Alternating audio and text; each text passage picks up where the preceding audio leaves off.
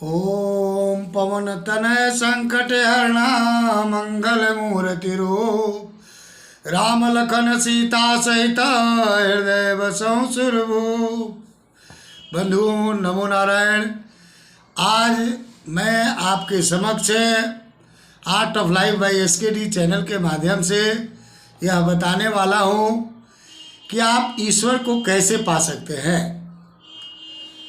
बंधुओं इतना जान लीजिए कि आजकल इस कलयुग में ईश्वर को पाना ज़्यादा आसान है और ईश्वर की शक्तियों को हासिल करना ज़्यादा आसान है। बस केवल आपको तरीका आना चाहिए, आपके अंदर भक्ति होनी चाहिए। आज मैं इसी विषय पर बताऊंगा। यह वीडियो ज़्यादा लंबा नहीं करूंगा, मात्र 10 मिनट का वीडियो है। बंधुओं आप स्किप न करें। आगे यदि आप इस चैनल पर नए हैं तो आप हमारे वीडियो को, हमारे चैनल को सब्सक्राइब करें, है ना। उसके बाद बेल बटन को दबाकर ऑल पर क्लिक करें, यह आपसे निवेदन है। बंधुओं आज का विषय है कि हम ईश्वर को कैसे पा सकते हैं। तो ईश्वर को पाने का एकमात्र तरीका है भक्ति। ये तो कॉमन है, सभी लोग जानते हैं। कुछ लोगों का मानना यह है कि यदि हम राम राम जपेंगे तो राम हमें मिल जाएंगे, भगवान को जपेंगे तो भगवान मिल जाएंगे। तो बंधुओं जैसे पानी पानी रटने से प्यास नहीं बुझती है, ठीक उसी प्रकार से राम राम रटने से राम नहीं मिलते हैं। क्या यदि आपको प्यास लगी हो और आप पानी पानी जपेंगे तो ये बताइए कि आपकी प्यास बढ़ेगी कि आपकी प्यास बुझेगी? आपकी प्यास निश्चित रूप से बढ़ेगी। हम पानी पानी रटेंगे तो हमारी प्यास निश्चित रूप से बढ़ेगी, इससे कोई दो मत नहीं है। लेकिन पानी को अगर पी लेंगे तो हमारी प्यास बुझ जाएगी। ठीक उसी प्रकार से अगर आप राम राम केवल जपेंगे तो उससे राम नहीं मिल सकते हैं। जैसे कुछ लोग सोचते हैं कि चाहे मैं जिस रूप में भी हूँ, जैसे भी हूँ, जिस हालत में हूँ, राम का नाम मैं जप लिया, मेरा सारा पाप कट गया, मुझे उनकी शक्ति प्राप्त हो गई, उनकी कृपा प्राप्त हो गई। तो ऐसी कोई बात नहीं है। राम को पाने के लिए, ईश्वर को पाने के लिए और उनकी कृपा दृष्टि को पाने के लिए आपको क्या करना होगा? ये बात बिल्कुल सत्य है कि हरि से बड़ा हरि का नाम, और इस कलयुग में नाम ही आधार है। क्योंकि इस कलयुग में ईश्वर का स्थूल रूप नहीं है, किंतु जो लोग भक्ति भावना के साथ हृदय से ईश्वर को याद करते हैं, उनका नाम जपते हैं, तो उससे ईश्वर की कृपा उन्हें अवश्य प्राप्त होती है। यदि हम भगवान के महत्व को जानकर, समझकर, भक्ति भरे भाव से अपने अंतःकरण में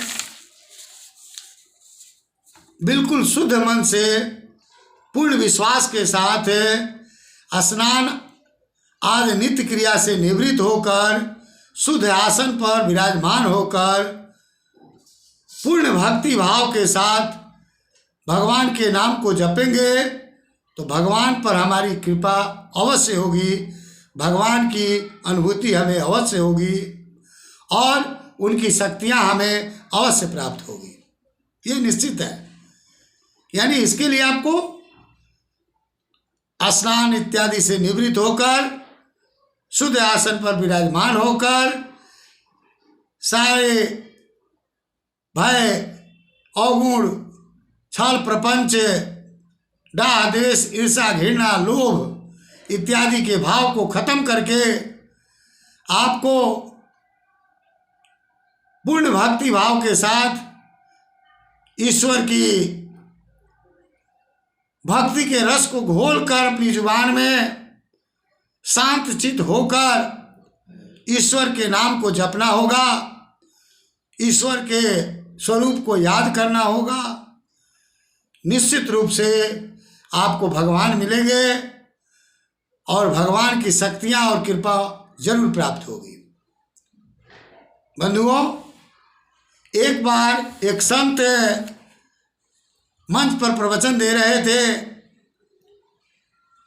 तो उसी दौरान एक व्यक्ति मंच पर आया और वह भी एक चेक लेकर के आया। सब लोगों ने देखा कि भाई बिना बुलाए यह भक्त तो बहुत महान है, खुद ही अपनी इच्छा से महात्मा जी को चेक देने के लिए स्टेज पर पहुंच गया। महात्मा जी ने चेक लिया और उसे आशीर्वाद दिया, धन्यवाद कहा।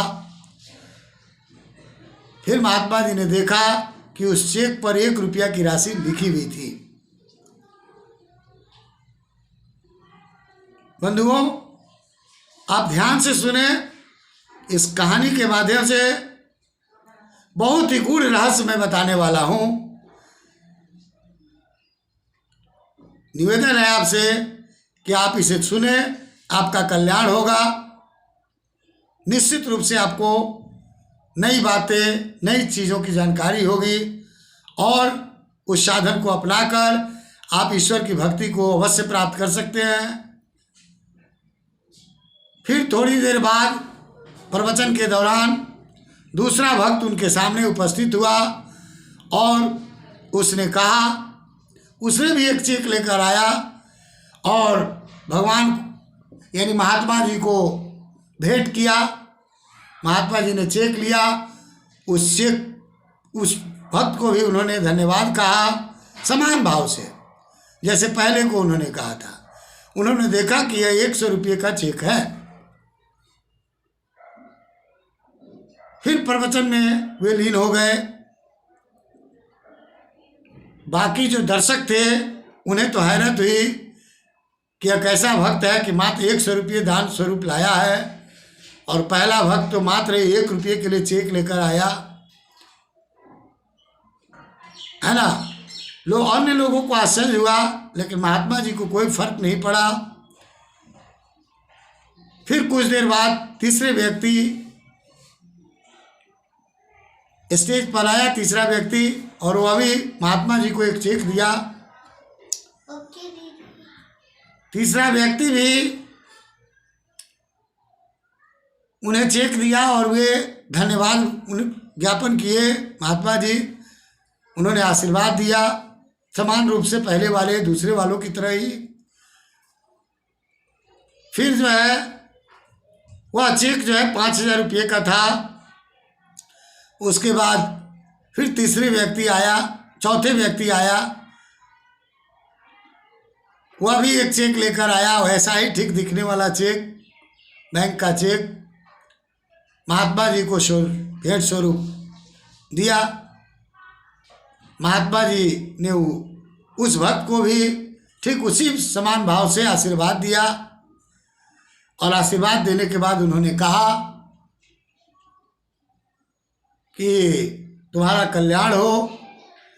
और फिर उन्होंने चेक को देखा, चेक की राशि को पढ़ा, तो उन्होंने पाया कि यह तो चेक 5 लाख रुपये का है।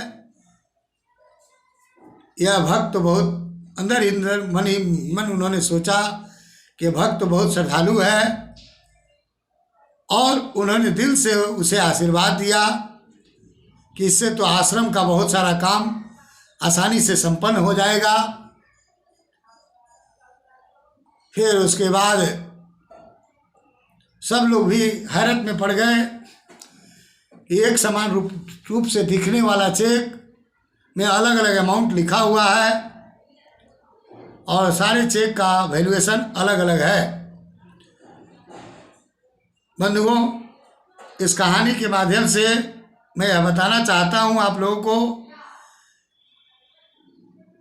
कि आप लोग भी सोचते हैं कि मैं राम का तो नाम ले ही रहा हूँ, ईश्वर को तो याद कर ही रहा हूँ, एक घड़ी भी मैंने नाम ले लिया, पाप कट गया, पुण्य की प्राप्ति हो गई। तो ऐसे चलते फिरते आते जाते भगवान को केवल स्मरण करने से भक्ति और शक्ति की प्राप्ति नहीं होती है। आपके पास 24 घंटे हैं, इन 24 घंटों में कम से कम ईश्वर के लिए आधा घंटा या 1 घंटा नहीं हो पाता है तो 10-20 मिनट भी समय निकालना होगा, खासकर उनके लिए।